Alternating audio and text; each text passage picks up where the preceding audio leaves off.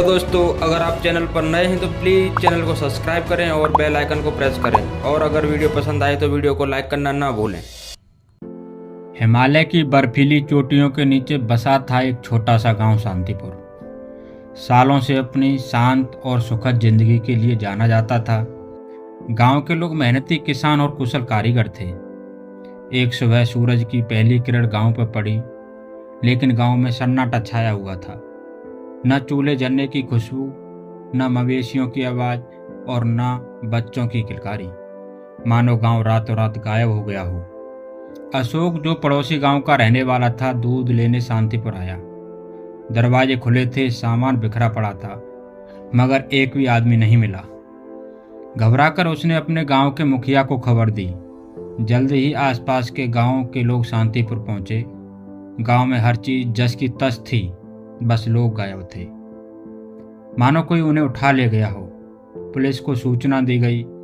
Inspector विराज सिंह, जो अपने तेज दिमाग और बेखौफ अंदाज के लिए जाने जाते थे, जांच के लिए पहुंचे। गांव का निरीक्षण करते हुए उन्हें एक अजीब सी बात नजर आई। कुछ घरों में धूप जल रही थी, मानो उन्हें जल्दी में बुझा दिया गया हो।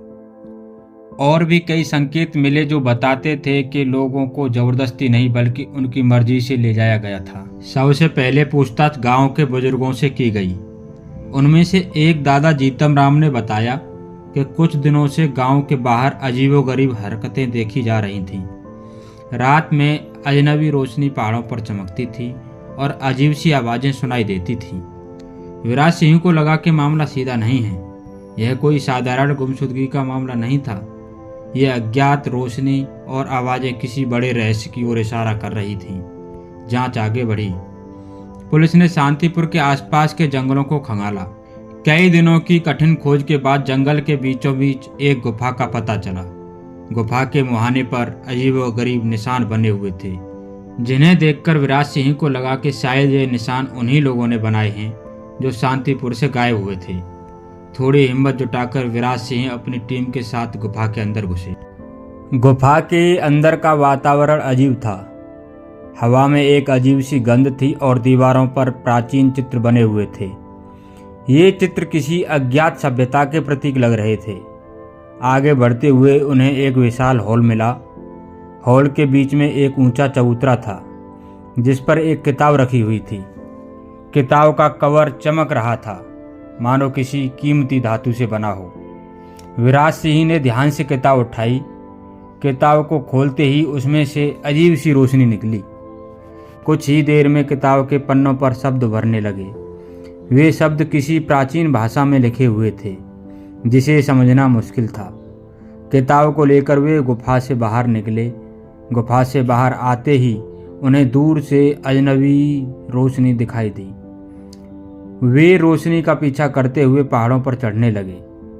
रात भर चलने के बाद उन्हें एक छिपी हुई घाटी दिखाई दी। घाटी के बीचों बीच एक विशाल धातु का गोला चमक रहा था। गोला इतना बड़ा था कि उसके सामने विराज सिंह और उसकी टीम बौनी सी लग रही थी। गोले से वही अजीब सी रोशनी निकल रही थी जिसका वे पीछा कर रहे थे। गोले के पास पहुंचकर विराज सिंह ने देखा कि गोले के चारों तरफ अज्ञात भाषा में कुछ लिखा हुआ है, वही भाषा जो उस रहस्यमय किताब में लिखी थी। गोले के पास ही कुछ लोग खड़े थे। उनकी पोशाकें अजीब थीं। ऐसी पोशाकें विराज सिंह ने पहले कभी नहीं देखी थी। वे लोग आपस में उसी अज्ञात भाषा में बात कर रहे थे। पुलिस को देखकर वे लोग चौंक गए। एक व्यक्ति, जो शायद उनका नेता था, विराज सिंह के पास आया। वह टूटी फूटी हिंदी में बात करने की कोशिश कर रहा था।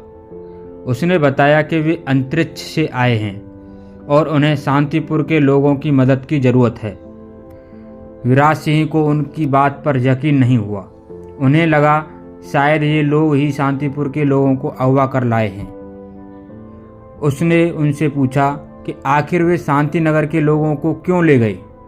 उस भाषा ने बताया कि उनकी अंतरिक्ष यान पृथ्वी के वातावरण में खराब हो गई है और उसे ठीक करने के लिए उनकी सभ्यता के कुछ खास ज्ञान की ज़रूरत है। शांतिपुर के बुजुर्गों में से एक दादा जीतराम प्राचीन ग्रंथों के जानकार हैं और उन्हीं के ज्ञान से उनकी यान ठीक हो सकती है। विराज सिंह को अब समझ में आया कि दादा जीतराम को ही सबसे पहले क्यों ले जाया गया था। उसने उन अंतरिक्ष यात्रियों से कहा कि वो पहले शांतिपुर के लोगों को वापस लौटा दें, तब जाकर वह उनकी मदद करने पर विचार करेगा। विदेशी सहमत हुए। उन्होंने शांतिपुर के लोगों को वापस ला दिया। शांतिपुर के लोग लौट आए तो खुशी से झूम उठे, लेकिन उन्हें समझ नहीं आ रहा था कि आखिर वे कहाँ थे और उनके साथ क्या हुआ। विराज सिंह ने उन्हें बताया कि उन्हें अंतरिक्ष से आए हुए कुछ लोगों ने अगवा कर लिया था। यह सुनकर गांव वाले दंग रह गए। उन्हें तो यही लग रहा था कि वे किसी जादुई जगह पर चले गए थे। वहां उन्हें अजीबोगरीब फल फूल और पेड़ पौधे देखने को मिले थे।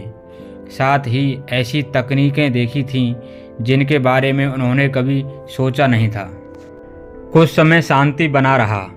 विराज सिंह ने उन अंतरिक्ष यात्रियों से उनकी यान को ठीक करने में मदद करने का वादा किया था। दादा जीतराम को उनकी यान पर ले जाया गया। दादा जीतराम ने अपने पुराने ग्रंथों के ज्ञान का इस्तेमाल करते हुए उनकी यान को ठीक करने की कोशिश शुरू कर दी, लेकिन कुछ दिनों बाद दादा जीतराम वापस नहीं लौटे। विराज सिंह को शक हुआ। वह उन अंतरिक्ष यात्रियों के पास गया और दादा जीतराम के बारे में पूछा। उन्होंने बताया कि दादा जीतराम यान को ठीक करने में असफल रहे और उनकी मृत्यु हो गई है। विराज सिंह को उनकी बात पर यकीन नहीं हुआ। उसे लगा कि शायद उन्होंने दादा जीतराम को मार डाला है। उसने उनकी यान की जांच करने की मांग की। विदेशी सहमत नहीं हुए। उन्होंने कहा कि उनकी यान उनकी टेक्नोलॉजी से चलती है और उसे कोई इंसान समझ नहीं सकता। विराज सिंह को उनकी बातों में दम नहीं लगा। उसे लगा कि वे लोग कुछ छिपा रहे हैं।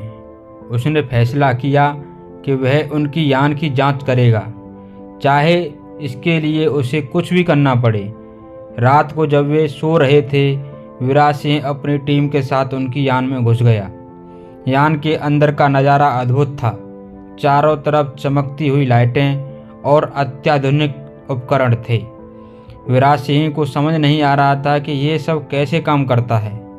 उनकी टीम के बाकी सदस्य भी हैरान थे। तभी अचानक एक कमरे का दरवाज़ा खुला और एक विदेशी महिला बाहर निकली। वह महिला विराज सिंह को देखकर चौंक गई।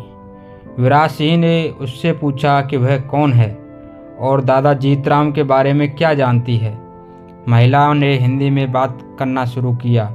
उसने बताया कि वह उस यान की इंजीनियर है और उसका नाम आयशा है। आयशा ने विराज सिंह को बताया कि दादा जीतराम को यान ठीक करने में कोई दिक्कत नहीं आ रही थी। असल समस्या कुछ और थी। उनकी यान का ऊर्जा स्रोत खत्म हो चुका था और उसे पृथ्वी के किसी दुर्लभ खनिज की जरूरत थी, तभी वह वापस अंतरिक्ष जा सकती थी। विराज सिंह को समझ नहीं आ रहा था कि आयशा की बात पर यकीन करे या उन विदेशी नेताओं की बात पर। आयशा ने उसे दादा जीतराम की डायरी दिखाई, जिसमें उन्होंने लिखा था कि यान का ऊर्जा स्रोत खत्म हो चुका है। विराज सिंह ने फैसला किया कि आयशा की मदद करेगा। उसने अपनी टीम को बताया कि आयशा उनकी मददगार है और उसे उस दुर्लभ खनिज को ढूंढने में मदद करनी होगी।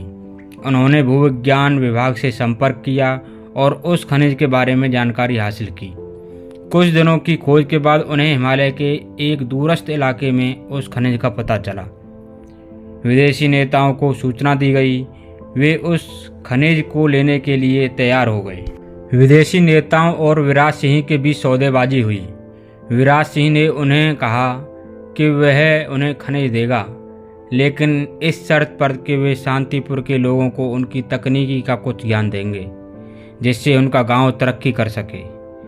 विदेशी नेताओं को यह शर्त मंजूर नहीं थी। उन्होंने पृथ्वीवासियों को अपनी तकनीकी देना खतरा समझा, लेकिन उनके पास कोई चारा नहीं था। वे अपनी यान को वापस अंतरिक्ष ले जाना चाहते थे, इसलिए उन्हें विराज सिंह की बात माननी पड़ी। सौदेबाजी पूरी होने के बाद विराज सिंह ने उन्हें खनिज दे दिया। विदेशी वैज्ञानिकों ने खनिज का इस्तेमाल करके यान के ऊर्जा स्रोत को रिचार्ज कर दिया। यान अंतरिक्ष में जाने के लिए तैयार थी। विदेशी नेताओं ने अपने वादे के मुताबिक शांतिपुर के कुछ युवाओं को अपनी तकनीकी का कुछ ज्ञान दिया।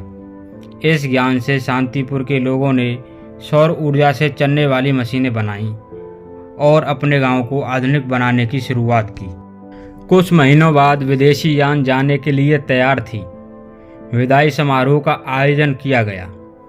गांव के सभी लोग उन्हें शुभकामनाएं देने आए थे।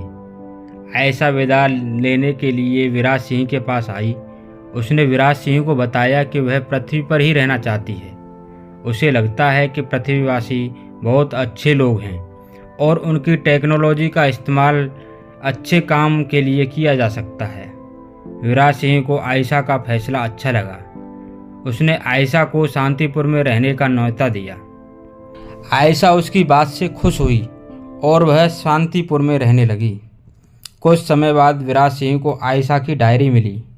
डायरी पढ़कर विराज सिंह चौंक गया।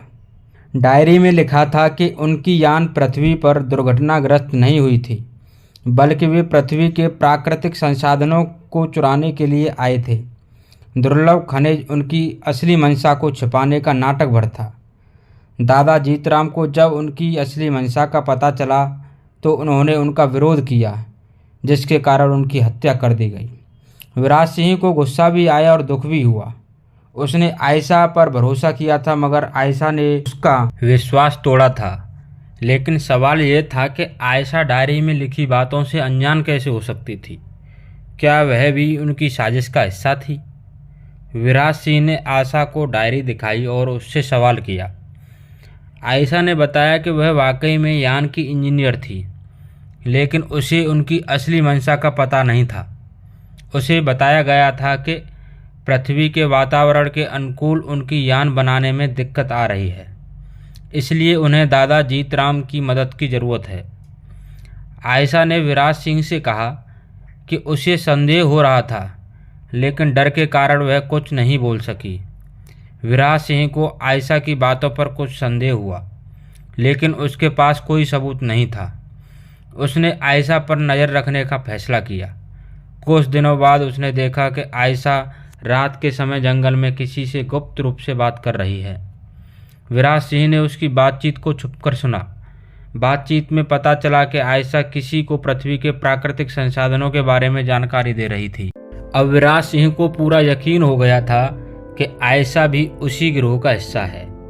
उसने आयशा को गिरफ्तार करने का फैसला किया, लेकिन आयशा को जैसे किसी ने खबर दे दी हो, वह जंगल में भाग गई।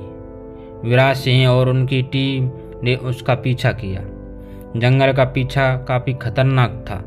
रात का अंधेरा और घना जंगल विराज सिंह के लिए मुश्किलें खड़ी कर रहे थे। कई बार आयशा उनसे छिपने में कामयाब हो गई, लेकिन विराज सिंह हार मानने वाला नहीं था।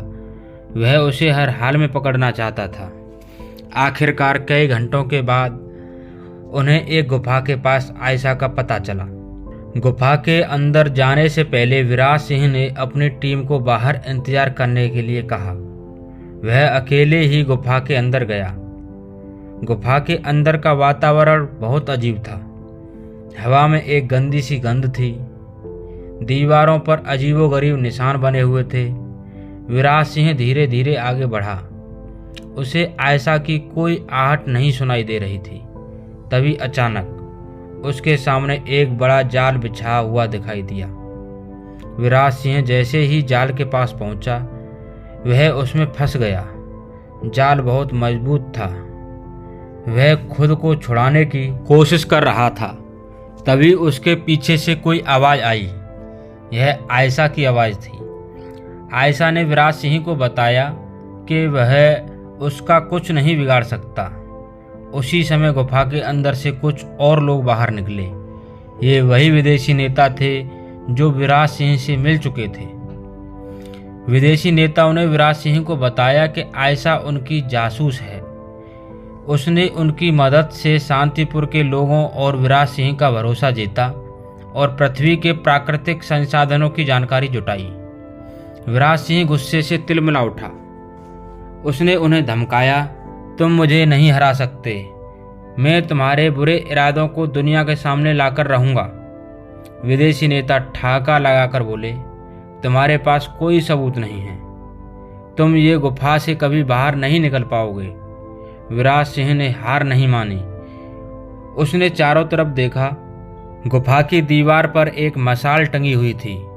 उसने किसी तरह अपने जूते के फीते को खोलकर मशाल को बुझा दिया। गुफा में अचानक अंधेरा हो गया।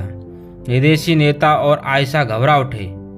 इस मौके का फायदा उठाते हुए विराज सिंह ने जाल को अपने तेज धार वाले पेन से काटना शुरू किया। कुछ ही देर में वह जाल से बाहर निकलने में कामयाब हो गया। अंधेरा का फायदा उठाते हुए विराज सिंह ने विदेशी नेताओं पर हमला कर दिया। गुफा के अंदर हाथापाई शुरू हो गई। विदेशी नेताओं के पास कोई हथियार नहीं था, जबकि विराज सिंह सालों की ट्रेनिंग का फायदा उठा रहा था। कुछ ही देर में विदेशी नेता जमीन पर धराशायी हो गए। आयशा एक कोने में छिपी हुई थी। विराज सिंह ने उसे आदेश दिया कि वह गुफा के बाहर इंतजार कर रही अपनी टीम को बुलाए। आयशा जानती थी कि अगर वह विदेशी नेताओं को धोखा देगी तो वो उसे भी मार दिया जाएगा। इसलिए उसने विदेशी नेताओं के पास जाकर उन्हें बताया कि विराज सिंह बेहोश हो गया है। विदेशी नेता विराज सिंह के पास गए। वह वाकई में बेहोश होने का नाटक कर रहा था। जैसे ही विदेशी नेता उसके पास पहुंचे, विराज सिंह ने अचानक से हमला कर दिया। विदेशी नेताओं को उसकी चालबाजी का अंदाजा भी नहीं हुआ। इस बार विराज सिंह ने विदेशी नेताओं को पूरी तरह से काबू कर लिया। उसने उन्हें बांध दिया और गुफा के बाहर इंतजार कर रही अपनी टीम को बुला लिया। विदेशी नेताओं और आयशा को गिरफ्तार कर लिया गया। उनसे पूछताछ की गई। पूछताछ में उन्होंने अपने असली मंसूबों को कबूल कर लिया। उन्होंने बताया कि वे पृथ्वी के प्राकृतिक संसाधनों को चुराना चाहते थे। आयशा ने भी बताया कि वह उनकी जासूस थी। उसे डर था कि अगर वह उनका विरोध करेगी तो वो उसे भी मार डालेंगे। विराज सिंह को उस पर दया आ गई। वह जानता था कि आयशा को मजबूरी में उनके साथ मिलना पड़ा था। विदेशी नेताओं और आयशा को अंतरिक्ष अपराध के आरोप में जेल भेज दिया गया। उनकी यान को जब्त कर लिया गया। वैज्ञानिकों ने उनकी यान की जांच की और उस टेक्नोलॉजी को समझने की कोशिश की। शांतिपुर के लोगों को पूरी कहानी बताई गई। उन्हें यह जानकर दुख हुआ कि आयशा ने उन्हें धोखा दिया, लेकिन उन्हें यह भी खुशी थी कि विराज सिंह ने विदेशी गिरोह के मंसूबों को नाकाम कर दिया था। शांतिपुर का गांव अब पहले जैसा नहीं था। विदेशी यान से मिली टेक्नोलॉजी का इस्तेमाल करके उन्होंने अपने गांव को आधुनिक बना लिया था, लेकिन साथ ही उन्हें यह भी पता चला था कि हर चमकती चीज अच्छी नहीं होती है। कभी कभी विकास के पीछे छिपे खतरे को भी पहचानना जरूरी होता है। विराज सिंह को इस मामले को सुलझाने के लिए सम्मानित किया गया। वह एक हीरो बन गया था, लेकिन इस जीत के पीछे छिपी खौफनाक सच्चाई और आयशा के धोखे का दंश उसके मन में हमेशा बना रहा। कुछ समय बीत गया। शांतिपुर का गांव नई टेक्नोलॉजी से लैस हो चुका था। सौर ऊर्जा से चलने वाले उपकरण अब गांव का आम हिस्सा बन चुके थे। युवा पीढ़ी इस नई टेक्नोलॉजी को सीखने और उसका इस्तेमाल करने में उत्साहित थी, लेकिन विराज सिंह अभी भी पूरी तरह से खुश नहीं था। आयशा के धोखे का दर्द उसके मन में गहरा बैठ गया। उसे यह यकीन नहीं हो रहा था कि आयशा वाकई मजबूरी में विदेशी गिरोह के साथ मिली थी। एक दिन जेल से विराज सिंह के पास एक खत आया। खत आयशा का था। उसने खत में लिखा था कि वह विदेशी गिरोह के दबाव में थी, लेकिन उसने कभी पृथ्वी को नुकसान पहुंचाना नहीं चाहा। उसने विदेशी नेताओं की कमजोरियों और योजनाओं के बारे में विराज सिंह को बताने की कोशिश की थी, लेकिन डर के कारण वह कुछ नहीं बोल सकी। आयशा के खत को पढ़कर विराज सिंह को थोड़ी राहत मिली। उसे लगा शायद आयशा सच कह रही है। उसने जेल के अधिकारियों से मुलाकात की और आयशा से बात करने की अनुमति मांगी। कुछ दिनों बाद विराज सिंह जेल में आयशा से मिला। आयशा को देखकर विराज सिंह को गुस्सा भी आया और दुख भी हुआ। आयशा ने दोबारा उसे वही बातें बताईं जो उसने खत में लिखी थी। विराज सिंह ने आयशा पर विश्वास करने का फैसला किया। उसने जेल के अधिकारियों से आयशा की सज़ा कम कराने की गुहार लगाई। विदेशी नेताओं के खिलाफ गवाही देने के बदले में आयशा को जेल से रिहा कर दिया गया। शांतिपुर लौटने के बाद आयशा को गांव वालों से माफ़ी मांगनी पड़ी। गांव वाले गुस्से में थे, लेकिन विराज सिंह के कहने पर उन्होंने आयशा को माफ़ कर दिया। आयशा ने गांव वालों से वादा किया कि वह अपनी गलती का प्रायश्चित करेगी और गांव के विकास में मदद करेगी। आयशा अपनी टेक्नोलॉजी के ज्ञान का इस्तेमाल करके शांतिपुर के लोगों को नई चीज़ें सिखाने लगी। उसने उन्हें सौर ऊर्जा से चलने वाली नई मशीनें बनाने में मदद की। धीरे धीरे गांव वाले आयशा को अपनाने लगे। विराज सिंह और आयशा साथ मिलकर शांतिपुर के विकास में लगे रहे। उनके बीच एक खास रिश्ता बन गया। हालांकि प्यार का नाम लेना अभी जल्दबाजी होगा। उनके दिलों में अभी भी अतीत के जख्म भरे नहीं थे। एक शाम विराज सिंह और आयशा पहाड़ों पर खड़े होकर सूर्यास्त का नज़ारा देख रहे थे। विराज सिंह ने आयशा से पूछा, क्या तुम वाकई पृथ्वी पर रहना चाहती हो?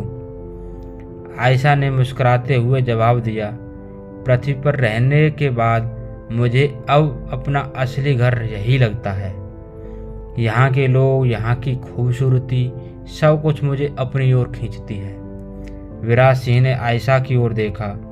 उसकी आंखों में सच्चाई झलक रही थी। शायद इसी सच्चाई की तलाश में वह आयशा से मिला था। शायद पहाड़ों का साया अब हट चुका था और उनकी जिंदगी में नई शुरुआत होने वाली थी।